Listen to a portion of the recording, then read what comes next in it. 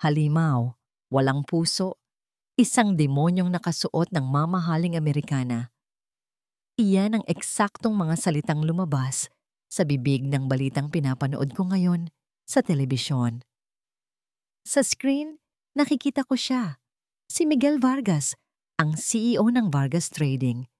Nakatayo siya sa harap ng 12-dosenang kamera at mikropono. Ang kanyang mukha ay kasing tigas ng bato. Ang kanyang mga mata, singlamig ng yelo. Walang emosyon habang ibinabalita ng reporter na kakatanggal lang niya ng 500 empleyado sa isang iglap dahil sa isang necessary restructuring. Napabuntong hininga ako at pinatay ang TV sa mata ng buong Pilipinas. Siya ang kontrabida, ang kinatatakutan ng lahat, ang lalaking walang sinasanto. Pero napahawak ako sa aking singsing sa kaliwang daliri.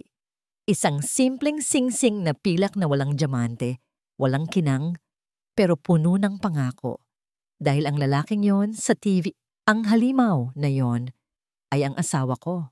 At alam kong sa sandaling bumukas ang pinto ng aming maliit na apartment ngayong gabi, maglalaho ang halimaw na yon. Kling! Narinig ko ang pagpihit ng susi sa pinto. Agad akong tumayo mula sa sofa at inayos ang aking buhok. Ito na. Bumukas ang pinto at iniluwa noon si Miguel. Gusot na ang kanyang polo. Maluwag na ang kanyang kurbata at ang mukha niyang kanina lang ay parang papatay ng tao sa TV. Ngayon ay parang batang nawawala na nakahanap ng uuwian. Hindi siya nagsalita. Lumapit siya sa akin ng mabilis. Ibinagsak ang kanyang briefcase sa sahig at niyakap ako ng mahigpit. Sobrang higpit. Isiniksik niya ang kanyang mukha sa leeg ko. Ramdam ko ang init ng kanyang hininga at ang bigat ng kanyang katawan na tila ipinapasa lahat ng pagod niya sa akin. Mahal! Bulong niya, ang boses ay garalgal at mahina. Pagod na ako. Hinagod ko ang kanyang likod. Amoy ko ang mamahaling pabango na humalo sa amoy ng usok at pagod. Nandito na ako, Miguel. Tahan na. Nasa bahay ka na. Malambing kong sagot. Kumalas siya ng bahagya at tumingin sa mga mata ko. Nawala na ang CEO. Ang nasa harap ko ngayon ay si Miguel, ang lalaking mahal ko, ang lalaking marupok, ang lalaking kailangan ng kalinga. Ngumuso siya, parang batang inagawan ng candy. Nagluto ka ba ng sinigang? Kanina ko pa iniisip yung asim ng luto mo habang sinisigawan ako ng mga board members. Reklamo niya. Natawa ako ng mahina at pinisil ang pisngi niya. Oo na, Sir CEO. Nakahain na. Magbihis ka na muna. Ayoko. Gusto ko isubo mo sa akin. Pagmamaktol niya habang yakap-yakap pa rin ang bewang ko. Kung makikita lang siya ng mga empleyado niya ngayon, baka himatayin sila sa gulat. Kumain kami ng sabay. Siya na sanay sa mga 5-star restaurant at steak, ay halos din ang mangkok ng sinigang na niluto ko sa aming maliit na kusina. Pero habang kumakain, napansin ko ang paghawak niya sa kanyang tiyan. Napangiwi siya ng bahagya pagkalunok ng sabaw. Nabitawan ko ang kutsara ko. Miguel, sumasakit na naman ba ang sikmura mo? Nag-aalalang tanong ko. Umiling siya agad, pero nakikita ko ang pawis sa noo niya. Wala to, mahal. Nalipasan lang ng gutom. Sobrang daming meeting. Hindi ko na namalayan ng oras. Tumayo ako at kumuha ng tubig. Ilang beses ko bang sasabihin sa'yo na huwag kang magpapalipas? Miguel, may ulcer ka. Hindi ka bakal. Hinawakan niya ang kamay ko at hinalikan ang palad ko. Ang mga mata niya ay puno ng pagsusumamo. Sorry na. Basta kasama kita, nawawala naman ang sakit eh. Napabuntong hininga ako. Ganito siya palagi. Dinadaan ako sa lambing. Gusto ko sanang dalhan ka ng lunch bukas. Suhestyon ko, kahit alam ko na ang isasagot niya. Para siguradong kakain ka sa oras. Biglang nagbago ang ihip ng hangin. Binitawan niya ang kamay ko. Ang maamong mukha ni Miguel ay biglang naging seryoso. Bumalik ang anino ng CEO sa kanyang mga mata. Hindi, Luna. Wag, madiin niyang sabi. Pero Miguel, delikado ngayon sa kumpanya. Paliwanag niya, pero ang tono niya ay pinal. May mga kalaban akong gustong bumagsak ang Vargas Trading. Ayokong madamay ka. Ayokong makita nila ang kahinaan ko. At ikaw yun, Luna. Ikaw ang kahinaan ko. Nanikip ang dibdib ko. Alam kong proteksyon lang ang gusto niya. Alam kong mahal niya ako.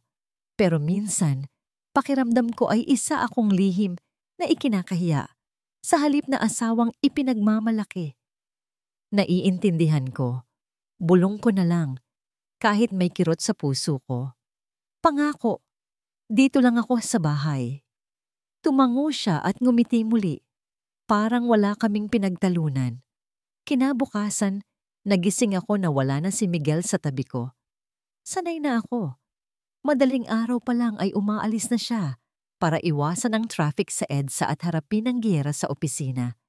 Bumangon ako at inayos ang kama. Paglabas ko sa sala, nakita ko ang isang bagay sa ibabaw ng mesa na nagpatigil sa mundo ko. Ang kulay asul na folder. Nanlaki ang mata ko. Ito yung folder na kagabi pa niya binabasa. Ang sabi niya, buhay at kamatayan ng kumpanya ang nakasalalay sa mga dokumentong nasa loob nito. At sa tabi ng folder, naroon ang bote ng gamot niya sa sikmura. Naiwan niya ang dalawang pinakaimportanteng bagay para mabuhay siya ngayong araw. Tumingin ako sa orasan. 8:00 na ng umaga. Kung ipapalala-move ko ito, baka mawala.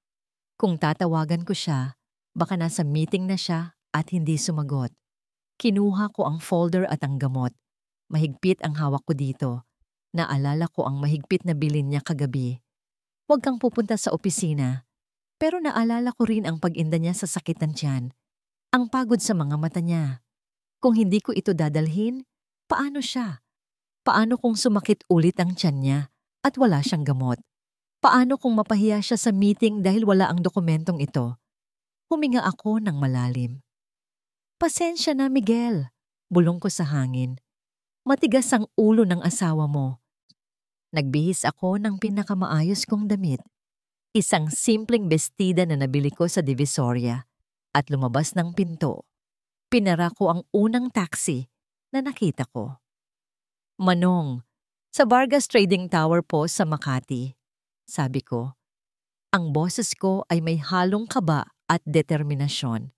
Hindi ko alam na ang desisyong ito ang babago sa tahimik naming buhay magpakailanman. Tumigil ang taxi sa tapat ng Vargas Trading Tower. Pagbaba ko, halos malula ako sa taas ng gusali. Puro salamin, bakal, at tila abot hanggang langit ang taas nito. Ito ang mundo ni Miguel. Isang mundong malayo sa amoy ng palengke at ingay ng mga tricycle na nakasanayan ko. Hinawakan ko ng mahigpit ang folder at ang paper bag na may lamang gamot at baon niya. Nanginginig ang mga kamay ko. Kaya mo to, Luna. Bulong ko sa sarili ko. Para sa asawa mo. Iabot mo lang, tapos umuwi ka na agad. Huminga ako ng malalim at humakbang papasok sa glass doors. Ang lamig. Iyon ang unang sumalubong sa akin. Ang hangin sa loob ay amoy mamahaling air freshener. Amoy mayaman. Ang sahig ay gawa sa makintab na marmol na pwede kang manalamin. Lahat ng tao ay naka-uniforme o naka-business suit. Ang bibilis nilang maglakad. Walang tumitingin sa isa't isa. Napayuko ako at tiningnan ang suot ko. Ang paborito kong floral dress na binili ko sa Divisoria ay biglang nagmukhang basahan sa gitna ng karangyaan na ito. Lumapit ako sa reception desk. May isang babaeng abala sa pagtatype sa computer. Ang kapal ng makeup niya at nakataas ang kilay. Excuse me po, ma'am. Bati ko ng mahina. Hindi siya tumingin. Do you have an appointment? Wala po, pero... Sorry, miss. No appointment, no entry. Policy ni Sir Miguel. Sagot niya agad nang hindi man lang humihinto sa pagtatype. Importante lang po kasi talaga. May naiwan si Sir Miguel na gamot at dokumento. Kailangan niya po ito ngayon. Pakiusap ko. Doon lang siya tumigil at tiningnan ako mula ulo hanggang paa. Ang tingin niya ay parang may nakita siyang ipis sa ibabaw ng mesa niya. Iwan mo na lang dyan sa guard. Kami na ang bahala. Mataray niyang sabi, sabay irap. Pero kabilin-bilinan po kasi niya na, Miss, ang kulit mo naman eh. Tumaas na ang boses niya. Security! Lumapit ang isang gwardiya at akmang hahawakan ako sa braso para palabasin. Napaatras ako. Gusto ko nang umiyak. Gusto ko nang tumakbo pa uwi. Tama si Miguel, hindi ako bagay dito. Pero biglang tumahimik ang buong lobby. Ang ingay ng mga naglalakad ay huminto. Ang receptionist na kanina ay mataray ay biglang tumayo at yumuko. Pati ang guard ay umatras at sumaludo. Isang tunog ng takong ang umalingaw-ngaw sa marmol na sahig. Tak, tak, tak, mabigat. Puno ng kapangyarihan. Lumingon ako sa pinanggalingan ng tunog. Mula sa main entrance, isang babae ang naglalakad palapit. Napakaganda niya. Ang buhok niya ay unat na unat at umaalon sa bawat galaw niya. Nakasuot siya ng kulay pulang dress na hapit sa katawan at hawak ang isang mamahaling designer bag. Ito si Armina. Nakita ko na siya sa magazine na tinatago ni Miguel, ang COO ng kumpanya. Ang babaeng laging dikit sa pangalan ng asawa ko. Tumigil siya sa tapat ko. Ang bango niya. Amoy rosas na may halong yelo. Tiningnan niya ako. Hindi siya ngumiti, pero hindi rin siya sumigaw. Ang mga mata niya ay parang scanner na binabasa ang buong pagkatao ko sa isang tingin lang. Anong gulo ito? Tanong niya. Ang boses niya ay malumanay pero may diin na nakakapangilabot. Ma'am Armina, nauutal na paliwanag ng receptionist. Itong babae po kasi, nagpupumilit pumasok. Wala naman pong appointment. Ipapalabas na po sana namin. Binalik ni Armina ang tingin sa akin. Dumako ang mga mata niya sa hawak kong folder at paper bag. Ano yang dala mo? Tanong niya sa akin. Napalunok ako. Gagamot po ni Miguel. Ni Sir Miguel at folder na naiwan niya. Nakita ko ang bahagyang pagkabigla sa mata niya nang banggitin ko ang pangalan ni Miguel nang walang Sir sa una. Pero mabilis din itong nawala. Ngumiti siya. Isang nangiting hindi umabot sa kanyang mga mata. Oh, you're running errands for him? Tanong din niya. Hindi ako nakasagot agad. Errands? Utusan? Gusto kong isigaw na asawa niya ako. Pero naalala ko ang pangako ko kay Miguel. Ang kaligtasan niya. Ang sekreto namin. Tumango na lang ako ng dahan-dahan. Opo, may pinadala po siya. Sige, sabi ni Armina. Tumingin siya sa guard. Let her in. Ako na ang bahala sa kanya. Sasabay siya sa akin sa taas. Pero ma'am, did I stutter? Malamig na tanong ni Armina. Agad na tumabi ang guard. Sorry po, ma'am. Sininyasan ako ni Armina na sumunod. Tara, sumabay ka na sa akin sa elevator. Sumunod ako sa kanya na parang maamong tuta.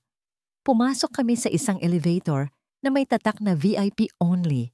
Kaming dalawa lang ang nasa loob. Napakatahimik habang umaakyat ang elevator. Rinig ko ang sarili kong paghinga. Nakatayo siya sa harap, nakatalikod sa akin, habang nakatingin sa refleksyon namin sa pinto ng elevator. Kitang-kita ko ang diferensya. Siya, ang reyna ng kumpanyang ito. Ako, isang simpleng babae na may dalang Tupperware. Bigla siyang nagsalita habang nakatingin pa rin sa salamin. Bago ka ba dito? Ngayon lang kita nakita. Ah, opo. Hindi po ako empleyado. Sagot ko. Halata naman. Mahina niyang tawa. Masyadong simple ang itsura mo para magtrabaho sa Vargas Trading. Namula ako sa hiya. Mas hinigpitan ko ang yakap sa paper bag. Humarap siya sa akin. Nakangiti pa rin siya. Pero parang may patalim sa likod ng mga ngipin niya. Alam mo, mabuti na rin na nandito ka. Ibibigay ko sana kay Miguel ang gamot niya. Pero masyado kaming busy ngayon. Kinuha niya ang lipstick mula sa bag niya at nagsimulang mag-retouch habang nagsasalita. Sobrang stress kasi ng preparations. Pagpapatuloy niya, parang nakikipagkwentuhan lang sa isang kaibigan. Kumunot ang noo ko. Preparations po, para sa merger ng kumpanya. Tumigil siya sa paglalagay ng lipstick. Tumingin siya sa akin at tumawa ng mahina. Merger? Well, kasama na yon. Lumapit siya ng kaunti sa akin. Ang bango niya ay nakakahilo. Ang tinutukoy ko ay ang engagement party namin ni Miguel. Bulong niya. Finally, after all these years, ia-anunsyo na namin sa publiko ang kasal namin para maisalba ang kumpanya. Parang huminto ang pag-ikot ng mundo. Nabingi ako. Ang tunog ng elevator na tumunog, ting, ay parang napakalayo. Kasal? Engagement? Po? Nanginginig kong tanong. Pip, pero... Bumukas ang pinto ng elevator. Nasa executive floor na kami. Tinapik ni Armina ang balikat ko. Ang bigat ng kamay niya. Welcome to Vargas Trading, sabi niya nang may nakakalokong ngiti. Sumunod ka. Ipapakita ko sa'yo kung saan ang opisina ng fiancé ko. Lumabas siya ng elevator. Naiwan akong nakatayo. Nanlalamig ang buong katawan. Habang unti-unting gumuho ang mundo ko. Lutang ang isip ko habang naglalakad kami sa hallway. Ang bawat hakbang ng takong ni Armina ay parang pako na bumabaon sa dibdib ko. Engagement? Kasal? Paulit-ulit na umaalingaw-ngaw sa utak ko ang sinabi niya kanina sa elevator. Gusto kong isipin na nagsisinungaling siya. Kilala ko si Miguel. Mahal niya ako. Pero bakit nandito si Armina? Bakit siya ang reyna dito habang ako ay parang daga na nagtatago sa dilim? Huminto kami sa tapat ng isang malaking pinto na gawa sa mahogany. Dito, sabi ni Armina nang hindi lumilingon. Binuksan niya ang pinto. Inakala ko na opisina ito ni Miguel. Inasahan ko na makikita ko siya sa likod ng mesa. Tatakbo ako palapit at yayakapin niya ako. Pero mali ako. Pagbukas ng pinto, bumungad sa akin ang isang mahabang mesa. Puno ang kwarto ng mga tao, mga executive, managers, at staff na abala sa pag-aayos ng mga papeles at laptop. Lahat sila ay tumigil at tumingin sa amin. Nanliit ako. Gusto kong maglaho. Attention everyone! Boses ni Armina. Puno ng awtoridad. Tumayo ang lahat bilang paggalang. Ngumiti si Armina at humawak sa braso ko. Ang higpit ng hawak niya. Masakit. Pero sa paningin ng iba, para siyang maamong anghel na umaalalay sa akin. Before we start the meeting, may bisita tayo. Anunsyo niya. Tumingin siya sa akin, tapos sa mga empleyado. I want you to meet ang bagong assistant ng catering service. Pagsisinungaling niya. Nanlaki ang mata ko. Tumingin ako sa kanya, pero pinandilatan niya ako ng mata. Ang tingin niya ay nagsasabing, subukan mong magsalita at sisirain ko ang asawa mo. Nagdala siya ng, ano nga ba ito? Kinuha niya ang paper bag sa kamay ko at sumilip sa loob. Ah, sinigang. Nagtawanan ng ilang empleyado. Ang tunog ng tawa nila ay parang sampal sa mukha ko. Sorry po ma'am, singit ng isang lalaking naka-Amerikana. Bawal po ang mabahong pagkain dito sa conference room. Policy po ni Sir Miguel. Exactly, sagot ni Armina. Pero mapilit kasi si ate eh. Akala yata picnic ground ang Vargas Trading. Kinuha niya ang Tupperware mula sa paper bag. Binuksan niya ang takip. Ang amoy ng sinigang, ang paborito ni Miguel, ang pinagpuyatan kong lutuin kanina, ay humalo sa amoy ng kape at aircon. Look at this, pandidiri ni Armina. Ang sebo, nakakadiri. Ma'am, para po kay Miguel yan. Bulong ko, nangingilid na ang luha ko. Masakit po ang tiyan niya. Miguel? Tinaasan ako ng kilay ni Armina. First name basis, ang lakas naman ng loob mo.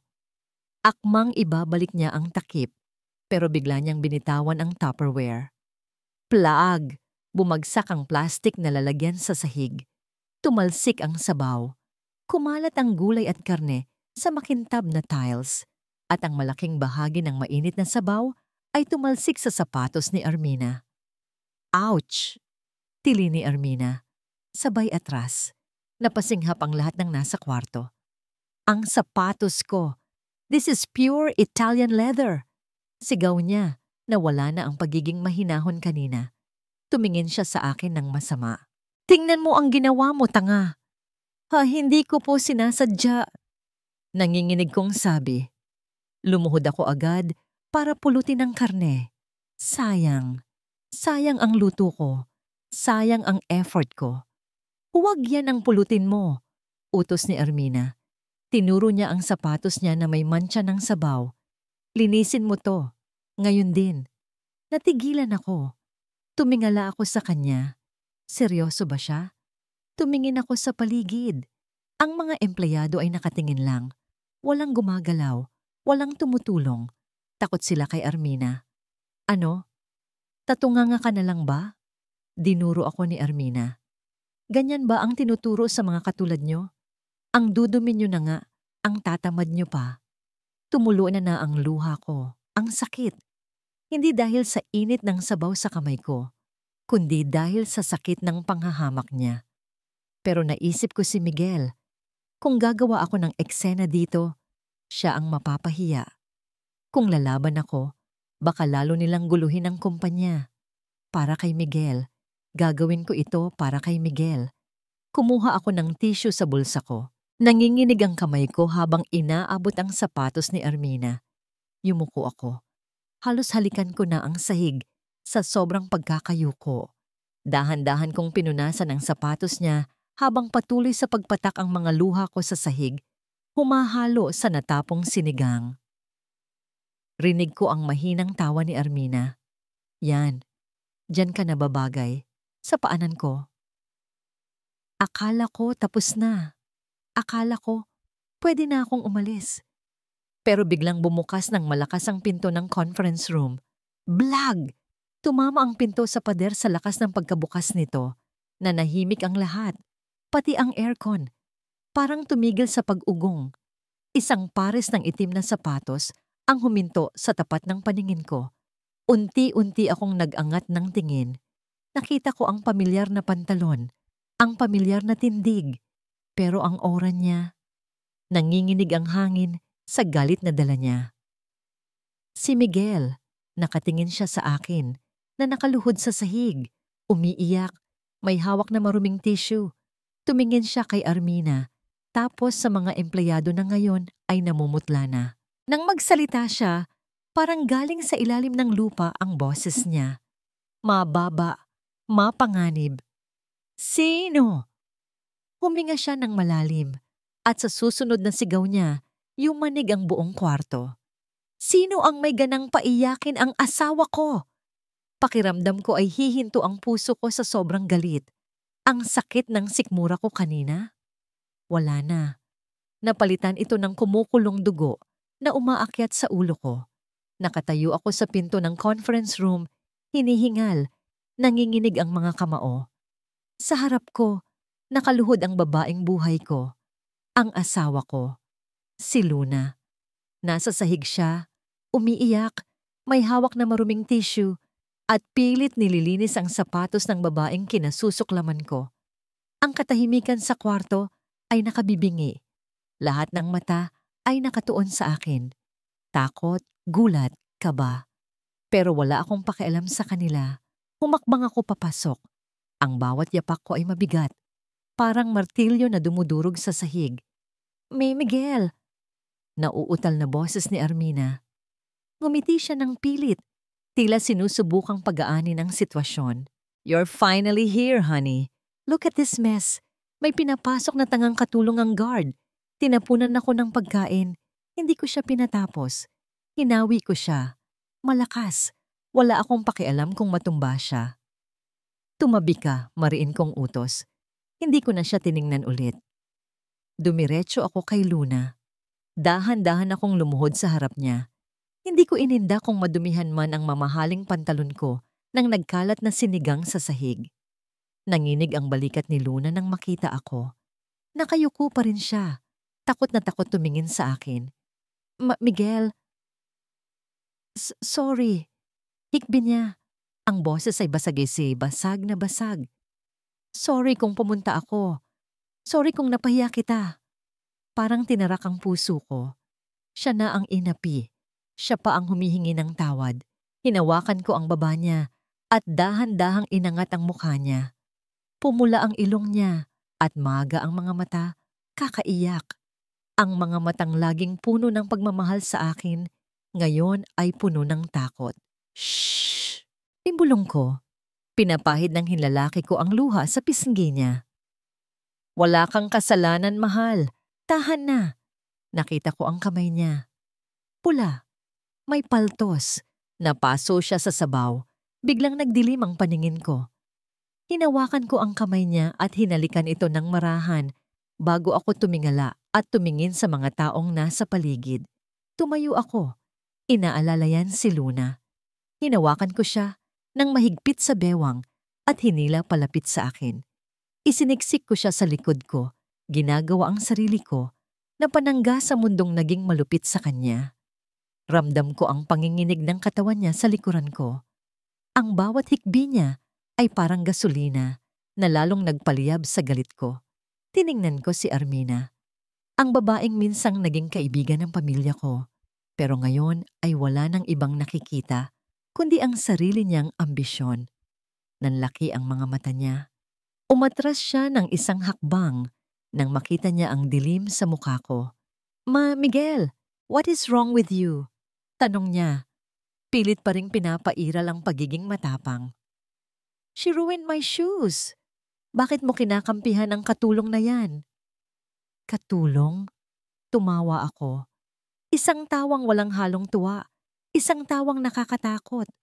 Humarap ako sa lahat ng empleyado sa loob ng conference room. Ang mga taong ito, ang mga taong pinapasweldo ko, ang mga taong inaasahan kong maging professional. Nakita kong pinagtawanan nila ang babaeng mahal ko. Makinig kayong lahat. Sigaw ako. Ang boses ko ay parang kulog na yumayanig sa 4 na sulok ng kwarto. Ang babaeng pinaluhod nyo, ang babaeng tinawag nyong katulong. Hinawakan ko ang kamay ni Luna at itinaas ito. Ipinapakita ang simpleng singsing na suot niya. Siya si Luna de la Peña Vargas. Narinig ko ang sabay-sabay na pagsinghap ng lahat. Napaupo ang receptionist sa gilid. Napatakip ng bibig ang HR manager. Tiningnan ko si Armina ng diretso sa mata. Siya ang asawa ko, ang lehitimong Mrs. Vargas. Namutla si Armina. Parang naubusan siya ng dugo. Ang mapagmataas niyang mukha kanina ay napalitan ng horror. No, bulong niya. You're lying. Sabi mo sa akin. Wala akong sinabi sa'yo, Armina. Putol ko sa kanya. Ikaw ang gumawa ng sarili mong kwento. Ikaw ang nagkalat ng kasinungalingan na may namamagitan sa atin. Lumapit ako sa kanya. Napaatras siya hanggang sa tumama ang likod niya sa mesa. Pinalampas ko ang mga tsismis mo noon dahil kailangan ng kumpanya ang pamilya mo. Pero ito, tinuro ko ang natapong sinigang sa sahig. Tinuro ko ang namumulang kamay ni Luna. Sinamantala mo ang pananahimik ko para saktan ang asawa ko. At iyon ang huling pagkakamaling gagawin mo sa kumpanyang ito. Miguel, please. Nagmamakaawa na ang boses niya ngayon. Let's talk about this privately. The merger? There is no merger. Madiin kong sabi. Tumingin ako sa paligid, sa mga empleyadong nakayuko na sa hiya at takot. At kayong lahat na nandito, kayong mga nakakita at walang ginawa, kundi tumawa. Humigpit ang hawak ko sa kamay ni Luna. You are all suspended pending investigation. At kung nalaman kong may isa sa inyo ang nambastos sa asawa ko, hindi lang trabaho ang mawawala sa inyo. Binalikan ko ng tingin si Armina. And as for you, Armina, you're fired. Get out of my building now. You can't do this to me. Tili niya, umiiyak na ngayon. Ang daddy ko ang... I don't care about your father. Sigaw ko pabalik. Security! Bumukas ang pinto at pumasok ang mga gwardya. Escort Miss Armina out. At siguraduhin niyong wala siyang dadalhin na kahit anong pag-aari ng Vargas Trading. Habang hinihila ng mga gwardya ang nagwawala at sumisigaw na si Armina palabas, naramdaman kong bumigat ang katawan ni Luna sa likod ko. "Ma Miguel." Mahina ang boses niya, parang hangin na lang. Humarap ako agad sa kanya. "Mahal?" Napapikit siya. Ang mukha niya ay kasing puti ng papel. Ang pawis sa noo niya ay malamig. Nahihilo. Ako, bago pa siya bumagsak sa sahig, nasalo ko siya. "Luna! Luna!" Tinapik ko ang pisngi niya. Walang sagot. Bagsak ang ulo niya sa braso ko. Biglang bumalik ang takot. Mas matindi kaysa sa galit kanina. Binuhat ko siya ng pa-bridal style. "Takbo! Kailangan kong tumakbo. Tumawag kayo ng ambulansya!" Sigaw ko sa mga natutulalang empleyado. "Bilis!" Hindi ko na hinintay ang elevator. Binuhat ko siya palabas ng conference room, pababa ng hagdan, habang ang puso ko ay halos sumabog sa kaba. "Kumapit ka lang, mahal." Bulong ko habang tumatakbo. Yakap-yakap siya ng mahigpit. "Patawarin mo ako. Patawarin mo ako." Ang paulit-ulit na tunog ng heart monitor ang tanging naririnig ko sa loob ng private room. Nakaupo ako sa gilid ng kama, hawak ang kamay ni Luna. Mahimbing ang tulog niya.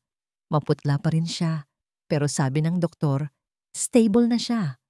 Stress at fatigue lang daw, pero alam ko ang totoo. Ako ang dahilan nito. Tinitigan ko ang mukha niya. Napakaamo, napakabait. Bumalik sa isip ko ang nangyari noong bata pa ako. Ang alaalang pilit kong ibinabaon sa limot. 10 taong gulang ako noon. Ang saya-saya namin. Nasa magazine ang mga magulang ko. Ang perfect family ng business world. Ipinalandakan namin sa lahat ang yaman at ligaya namin. At dahil doon, kinuha sila. Naalala ko pa ang sigaw ni Mama habang hinihila siya ng mga lalaking nakamaskara. Ang dugo sa mukha ni Papa. Ang 3 araw na nagtago ako sa ilalim ng kama, naghihintay na may sumagip sa amin. Nakaligtas sila, oo. Pero hindi na sila naging pareho. Namatay ang liwanag sa mga mata nila dahil sa takot. Kaya isinumpa ko sa sarili ko. Hinding-hindi ko hahayaang mangyari yun sa magiging pamilya ko. Akala ko, ang pagtatago kay Luna ang solusyon. Kung walang nakakaalam na siya ang kahinaan ko, walang makakasakit sa kanya. Pero nagkamali ako. Sobrang laki ng pagkakamali ko. Sa kagustuhan kong protektahan siya mula sa mga halimaw sa labas, ako mismo ang nagkulong sa kanya sa isang hawla na ako ang may gawa. Hinawakan ko ang kamay niya at idinikit ito sa pisngi ko. Tumulo ang isang butil ng luha mula sa mata ko. Ang CEO na kinatatakutan ng lahat ay umiiyak ngayon sa harap ng natutulog niyang asawa. "Patawarin mo ako, Luna," bulong ko. Akala ko, ang pagtatago sa iyo ang tamang paraan ng pagmamahal. Hindi ko alam na unti-unti na pala kitang pinapatay sa lungkot. Naramdaman kong gumalaw ang mga daliri niya. Dahan-dahang iminulat ni Luna ang kanyang mga mata. Pagod ang mga ito, pero nandoon pa rin ang kinang na nagpabihag sa akin noon. "Ma Miguel." Paos niyang tawag. "Nandito ako. Mahal, nandito ako." Mabilis kong sagot. Inayos ko ang kumot niya. Tumingin siya sa paligid, sa puting dingding, sa dextrose na nakakabit sa kamay niya. Biglang may dumaang takot sa mukha niya. Akmang babangon siya, pero pinigilan ko. "Umuwi na tayo, Miguel." Nagmamadali niyang sabi. "Ayoko dito. Mahal ang bayad dito. At baka may makakita sa atin." "Luna, huminahon ka." "Hindi, Miguel. Hindi mo naiintindihan." Tumulo na naman ang luha niya. "Kasalanan ko to. Kung nakinig lang sana ako sa'yo. Kung hindi ako nagmatigas, hindi sana magkakaganito. Pabigat lang ako sa'yo." Hinawakan ko ang magkabilang pisngi niya para tumingin siya sa akin. "Makinig ka sa akin, Luna Dela Peña Vargas. Hinding-hindi ka naging pabigat. Ikaw ang pahinga ko. Ikaw ang buhay ko. Umiling siya. Pero si Armina, ang kumpanya mo, hayaan mo sila. Madiin kong sabi. Luna, alam mo ba kung bakit takot na takot akong ipakilala ka noon? Natigilan siya. Huminga ako ng malalim. Ito na. Sasabihin ko na sa kanya ang bangungot ko. Noong bata ako, kinidnap ang mga magulang ko dahil sa kasisikat nila. Pagtatapat ko. Nakita ko kung paano nasira ang pamilya namin dahil sa sobrang atensyon ng publiko. Kaya ipinangako ko na itatago ko ang taong pinakamahalaga sa akin para walang makaagaw sa kanya. Nanlaki ang mga mata ni Luna. Hinaplos niya ang mukha ko. Miguel. Pero mali ako. Patuloy ko. Basag ang boses. Sa sobrang takot kong mawala ka, hinayaan kong tapakan kanila. Hinayaan kong magmukha kang maliit. I'm so sorry, mahal. Niyakap niya ako. Mahigpit. Sa yakap na yon, naramdaman kong pinapatawad na niya ako kahit hindi siya magsalita. Akala ko, ayos na ang lahat. Akala ko, tapos na ang bagyo. Tok! Tok! Tok! Bumukas ang pinto. Pumasok si Carlo, ang executive assistant ko. Namumutla siya at hawak ang kanyang tablet. Sir Miguel, Ma'am Luna, bati niya, pero halatang hindi mapakali. Carlo, sabi ko ayokong maistorbo unless emergency. Sita ko. Sir, emergency po talaga, sagot ni Carlo. Inabot niya sa akin ang tablet. Kailangan niyo pong makita ito. Trending na po sa social media. Kinuha ko ang tablet. Sa screen, bumungad sa akin ang isang Facebook post galing sa isang account na may pangalang Justice for Armina. May picture doon ni Luna kanina, yung nakaluhod siya sa sahig habang pinupunasan ang sapatos ni Armina, pero ang caption ay ibang-iba sa nangyari. Ang nakasulat, Breaking, isang gold digger na nagpapanggap na asawa ng CEO. Inatake si Miss Armina sa loob mismo ng opisina. Panoorin ang video kung paano niya tinapunan ng pagkain ang ating butihing COO dahil sa selos. Mas lalo pang nakakapang-init ng ulo ang mga comments. Ang kapal ng muka, halata namang probinsyana. Kawawa naman si Miss Armina. Siya na nga ang fiancé, siya pa ang sinaktan. Boycott Vargas Trading hanggat kinakampihan ng CEO ang kabit na yan. Nanginig ang kamay ko sa galit. Muntik ko nang mabitawan ng tablet. Hindi lang siniraan ni Armina ang asawa ko. Binaliktad niya ang buong kwento at ginawang halimaw si Luna sa paningin ng buong mundo. Tiningnan ko si Luna. Nakasilip siya sa screen. Nakita ko ang pagguho ng mundo sa mga mata niya nang mabasa niya ang salitang kabit at gold digger. Napakapit siya sa dibdib niya. Hindi naman totoo yan. Hikbi niya. Miguel, hindi ako masamang tao. Doon napigtas ang huling pisi ng pagtitimpi ko. Binigay ko pabalik kay Carlo ang tablet. Tumayo ako at inayos ang gusot kong polo. Carlo? Tawag ko. Ang boses ko ay kalmado. Pero alam ni Carlo na ito ang pinakamapanganib na tono ko. Yes, sir? Tawagan mo lahat ng media outlets. GMA, ABS-CBN, CNN, lahat ng bloggers. Magpapatawag ako ng press conference ngayon din. Sir? Gulat na tanong ni Carlo. Pero delikado po sa stocks ng kumpanya kung I don't care about the stocks, sigaw ko. Binalingan ko si Luna. Hinawakan ko ang kamay niya at hinalikan ito. Tama na ang pagtatago, mahal. Tama na ang pagiging anino. Tumingin ako kay Carlo ng matalim. Ihaharap ko ang asawa ko sa buong mundo at sisiguraduhin kong pagbabayaran ni Armina ang bawat luhang pumatak sa mata ni Luna. Ngayon din. Silaw. Iyan ang una kong naramdaman nang bumukas ang pinto ng function hall. Sunod-sunod na flash ng camera. Ang ingay ng mga nagtatanong na reporters, ang init ng mga spotlight, para kaming pumasok sa loob ng isang kumukulong kawa. Mahigpit na hinawakan ni Miguel ang kamay ko.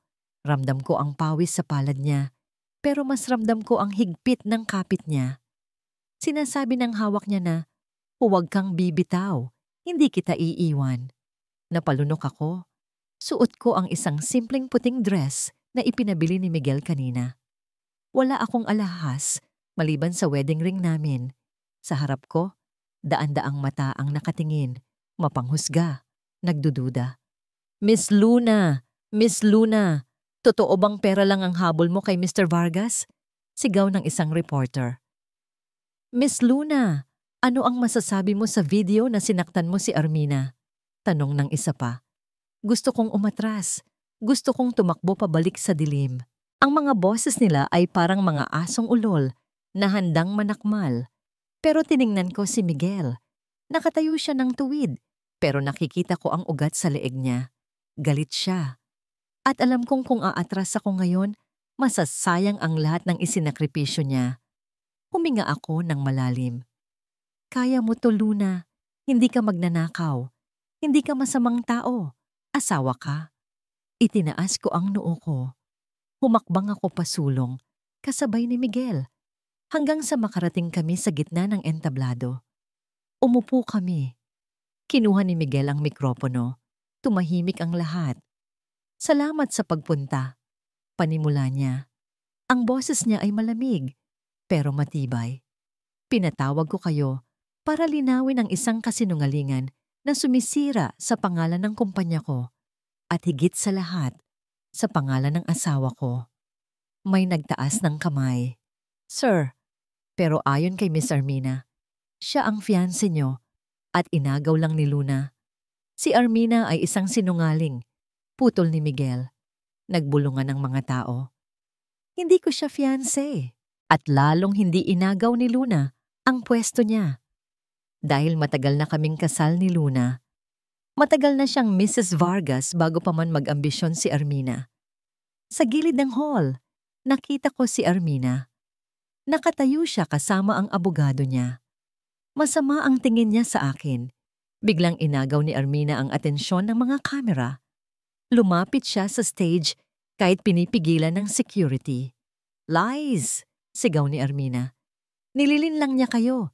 Ginayuman ng babaeng yan si Miguel. Look at her. Mukha ba siyang bagay sa isang Vargas? Probinsyana. Walang pinag-aralan. Tumutok ang mga kamera sa akin. Hinihintay nila ang reaksyon ko. Hinihintay nilang umiyak ako o magwala. Dahan-dahan akong tumayo.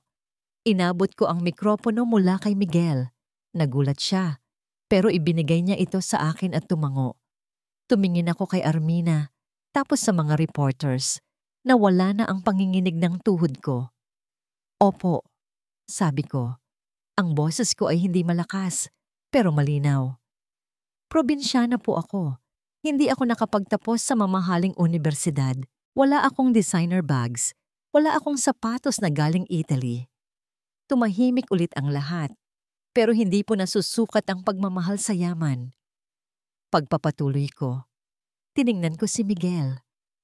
Minahal ko si Miguel noong mga panahong umiiyak siya sa pagod. Minahal ko siya hindi dahil CEO siya, kundi dahil siya si Miguel na mahilig sa sinigang at takot mag-isa. Binalingan ko si Armina. Tinatawag niyo po akong gold digger, Miss Armina? Pero sino po sa atin ang nagpipilit pumasok sa isang relasyon para lang sa posisyon? Sino po sa atin ang nananakit ng kapwa para lang umangat? How dare you? Akmang susugurin ako ni Armina. Pero hinarang siya ni Miguel.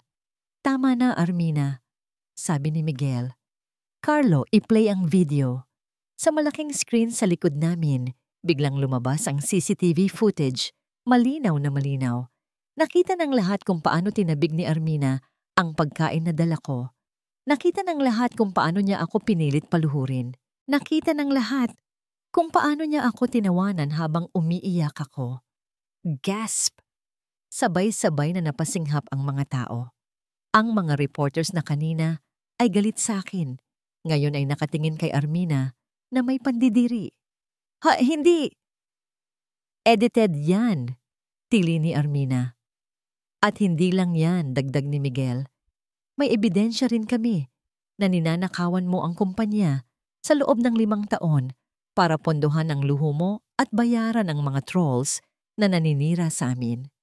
Bumukas ang pinto sa likod. Pumasok ang mga pulis. Miss Armina, you are under arrest, sabi ng opisyal. No, bitawan niyo ako. Daddy, tulungan mo ako. Nagkakagulo ang mga reporters. Kinukunan nila ng litrato si Armina habang pinuposas at hinihila palabas. Ang reyna ng Vargas Trading, ngayon ay isa na lang kriminal. Nang mawala na siya sa paningin namin, parang nabunutan ako ng tinik sa dibdib. Naramdaman ko ang kamay ni Miguel sa biwang ko. Tapos na, mahal. Bulong niya. Malaya na tayo. Wala nang magtatago. Ngumiti ako sa kanya. Sa unang pagkakataon, naramdaman kong karapat-dapat ako. Hindi dahil Mrs. Vargas ako, kundi dahil ipinaglaban ko ang sarili ko. Humarap kami sa mga kamera. Nagbaw kami bilang pasasalamat. Nagpalakpakan ang mga tao. Flash ng kamera ulit. Pero hindi na ito nakakasilaw. Para na itong bituin na nagdiriwang para sa amin. Naglakad kami pababa ng stage, hawak kamay. Pero sa bawat hakbang, parang bumibigat ang pakiramdam ko. Ang adrenaline na bumuhay sa akin kanina ay biglang nawala. Napalitan ito ng kakaibang pagod. Luna, okay ka lang? Tanong ni Miguel nang mapansin niyang humigpit ang kapit ko sa braso niya. Oo, medyo napagod lang. Sagot ko. Pero nagsinungaling ako. Umikot ang paningin ko. Ang sahig ay parang naging kisame. Ang ingay ng palakpakan ay naging ugong sa taing ako. Miguel, iyon na lang ang nasabi ko bago dumilim ang lahat. Ang huli kong narinig ay ang boses ni Miguel na sumisigaw ng pangalan ko. Puno ng takot na naman. Walang hanggang puti. Puti ang kisame. Puti ang kumot. Puti ang tiles. Para akong mababaliw sa loob ng kwartong ito. Kanina pa ako palakad-lakad. Pabalik-balik. Ang tunog ng sapatos ko sa sahig, ang tanging pumapawi sa katahimikan na pumapatay sa akin. Bakit ang tagal ng doktor? Nahimatay si Luna. Sa pangalawang pagkakataon, sa loob ng 2 araw, bumagsak ang asawa ko sa mga bisig ko. Napahilamos ako ng mukha gamit ang mga palad ko. Kasalanan ko to. Bulong ko sa sarili. Masyado ko siyang pinagod. Masyado ko siyang na-stress sa press conference. Tanga ka, Miguel. Tanga. Tiningnan ko si Luna na nakahiga sa kama. Tulog pa rin siya. Ang payat ng tingin ko sa kanya ngayon. Ang putla. Paano kung may sakit siya na hindi ko alam? Paano kung ang sakit ng tiyan niya noong nakaraan ay hindi lang ulcer? Paano kung may malubha siyang karamdaman? Nanlamig ang buong katawan ko sa naisip ko. Hindi ko kaya. Kayang-kaya kong mawala ang Vargas Trading. Kayang-kaya kong mawala ang lahat ng pera ko. Pero si Luna, hindi. Bumukas ang pinto. Pumasok si Dr. Santos, ang OBGYN na tinawag ng emergency room doctor. OBGYN? Bakit OBGYN? Mas lalo akong kinabahan. May problema ba sa babae niya? May tumor ba? Sinalubong ko agad ang doktor. Halos hawakan ko siya sa kwelyo sa sobrang taranta. Doc, anong nangyari? Tell me straight. Nanginginig kong tanong. May sakit ba ang asawa ko? Is it cancer? O operahan ba siya? Sabihin niyo, dadalhin ko siya sa Amerika, sa Singapore. Kahit saan gumaling lang siya. Natawa ng mahina si Dr. Santos. Tinanggal niya ang salamin niya at ngumiti. Isang ngiti na hindi ko inaasahan. Mr. Vargas, huminahon ka, sabi ng doktor. Walang sakit ang asawa mo. Hindi siya mamatay. At lalong hindi niya kailangang pumunta sa Amerika. Natigilan ako. Haha? Pero bakit siya nahihilo? Bakit siya nagsusuka? Bakit siya hinimatay? Tinapik ni Dr. Santos ang balikat ko. Normal lang yan sa kalagayan niya, Miguel. Ang tawag dyan ay morning sickness, although pwedeng mangyari kahit anong oras. Kumunot ang noo ko. Ang bagal mag-process ng utak ko. Morning sickness? Inabot ng doktor ang isang papel sa akin. Ultrasound result. Congratulations, Mr. Vargas, bati ng doktor. 6 weeks pregnant ang misis mo. Magiging tatay ka na. Binitiwan ako ng doktor at lumabas muna para bigyan kami ng privacy. Naiwan akong nakatayo sa gitna ng kwarto. Hawak ang papel. Buntis? Tiningnan ko ang papel. May maliit na tuldok sa gitna ng itim na litrato. Isang maliit na tuldok na kasing liit ng buto ng monggo. Nanghina ang tuhod ko. Napaupo ako sa gilid ng kama. Tiningnan ko si Luna. Tiningnan ko ang tiyan niya na flat pa rin. Sa loob niyan, may bata? May buhay na nabuo dahil sa pagmamahalan namin? Biglang nanlabo ang paningin ko. Naramdaman ko ang mainit na likido na tumulo sa pisngi ko. Sinundan pa ng isa at isa pa. Ang lalamunan ko ay parang may nakabarang bato. Mahal, tawag ko. Basag na basag ang boses. Dahan-dahang gumalaw si Luna. Iminulat niya ang mga mata niya. Nang makita niya akong umiiyak, agad siyang nataranta. Bumangon siya kahit nangihina pa. Miguel, bakit? Anong sabi ng doktor? Takot na takot ang boses niya. Hinawakan niya ang mukha ko. May sakit ba ako? Malala ba? Miguel, magsalita ka. Umiling ako. Hindi ako makapagsalita. Sobrang tuwa. Sobrang relief. Sobrang pasasalamat. Hinawakan ko ang mga kamay niya na nasa mukha ko at dinala ko ang mga ito sa labi ko. Hinalikan ko ang mga palad niya habang patuloy ang pag-agos ng luha ko. Miguel, naiiyak na rin siya sa kaba. Wala kang sakit, Luna. Sabi ko sa pagitan ng mga hikbi. Wala kang sakit. Inilipat ko ang kamay ko sa tiyan niya. Dahan-dahan, parang babasagin na kristal ang hinahawakan ko. Tumingin ako sa mata niya. Buntis ka, mahal. Magkaka-baby na tayo. Napatigil si Luna. Bumaba ang tingin niya sa kamay ko na nasa tiyan niya. Baby buntis? Bulong niya. Totoo? Tumango ako ng mabilis, parang batang tuwang-tuwa. Oo, 6 na linggo na. Yung hilo mo, yung pagsusuka mo. Dahil yun sa baby natin. Biglang humagulgol si Luna. Niyakap niya ako ng mahigpit. Ibinao niya ang mukha niya sa dibdib ko. Akala ko may sakit ako. Akala ko iiwan na kita. Iyak niya. Shh! Hindi mangyayari yun. Sagot ko. Hinahagod ang buhok niya. Nandito tayo. Buo tayo. At mas dadami pa tayo. Kumalas ako sa yakap at inilapit ang mukha ko sa tiyan niya. Wala akong pakialam kung mukha akong tanga. Wala akong pakialam kung CEO ako ng pinakamalaking kumpanya sa Pilipinas. Idinikit ko ang tenga ko sa tiyan niya. Hello? Bulong ko. Anak? Si Daddy to. Narinig ko ang tawa ni Luna ababang umiiyak. Hinaplos niya ang buhok ko. Wala pa yang tenga, Miguel, sabi niya. Naririnig niya ako, alam ko, sagot ko. Anak, sorry ha. Sorry kung na-stress si Mami nitong mga nakaraan. Sorry kung naging tanga si Daddy. Hinalikan ko ang tiyan niya.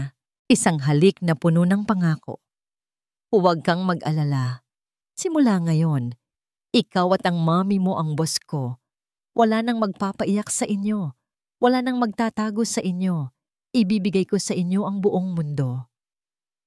Umangat ako ng tingin kay Luna. Ang ganda niya. Kahit walang makeup, kahit magaang mata, siya ang pinakamagandang babae sa paningin ko. Thank you, Luna. Sabi ko, binigyan mo ako ng pamilya. Binigyan mo ako ng dahilan para maging mas mabuting tao. Hinawakan niya ang mukha ko at hinalikan ako sa noo. Mahal na mahal kita, Mr. CEO. Mas mahal kita, Mrs. Vargas.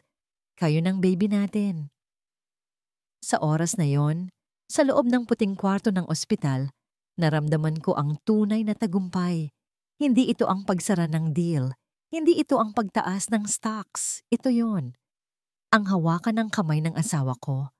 Ang maramdaman ang tibok ng puso ng anak namin. At ang malaman na, sa wakas. Kompleto na ako. Good morning, Ma'am Luna. Sabay-sabay na bati ng mga security guard pagpasok ko sa glass doors ng Vargas Trading. Nginitian ko sila. Magandang umaga rin po, Manong. Kumain na po ba kayo? Opo, ma'am. Salamat po sa pinadala niyong merienda kanina. Mas siglang sagot nila. Humakbang ako papasok sa lobby. Walang humarang. Walang mataray na receptionist na naghahanap ng appointment. Sa halip, ang mga empleyadong nagmamadali ay humihinto para bigyan ako ng daan. Ang iba ay ngumingiti. Ang iba ay yumuyuko bilang paggalang. Hindi dahil takot sila kay Miguel, kundi dahil napatunayan ko na sa kanila kung sino ako. Hindi ako Mrs. Vargas lang sa papel. Ako ang Mrs. Vargas na nagpa-approve ng additional health benefits para sa kanila. Ako ang Mrs. Vargas na laging may dalang pagkain para sa overtime. Hinaplos ko ang malaki kong tiyan. 8 buwan. Konting-konti na lang, lalabas na ang prinsesa namin. Sumakay ako sa elevator.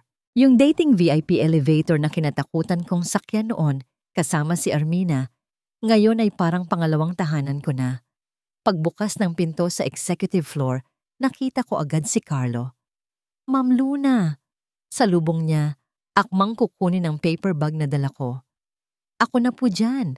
Bawal po kayong magbuhat ng mabigat. Natawa ako. Carlo, lunchbox lang to ni Miguel. Hindi ito hollow blocks. Nako, lagot po ako kay boss kapag nakita niyang pinagpawisan kayo. Biro niya sabay bukas ng pinto ng opisina. Pagpasok ko nakita ko si Miguel.